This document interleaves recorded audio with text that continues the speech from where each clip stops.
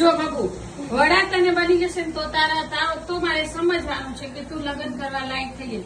જો આ છોકરીને લગ્ન કરવાના છે, એને વડા બનાવતા આવડી જાય. આ લોકો મને જબરદસ્તી કરી રહ્યા છે મારી સાથે. પોલીસ તો સમજવાનું કે લગ્ન કરવા લાયક પોલીસ આ અમારી છોકરી થઈ ગયેલી છે. આ વડા કાઢતો કરી આમાં હલાવીને આમાં હલા. she can do it. બબુ you can do it. અરે વાહ, વેરી ગુડ, સરસ સરસ.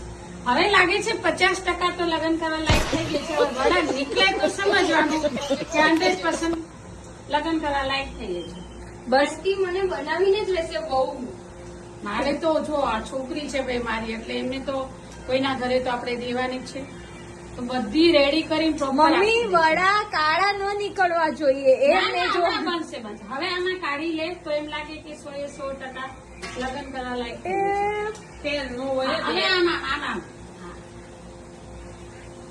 જો મિત્ર બરાબર છે. એટલે હવે તો આમનામાં લગ્ન કરવાના છે, એટલે કમેન્ટમાં જણાવો સીએ બનેલી છે એટલે છોકરો પાછો મારો સીએ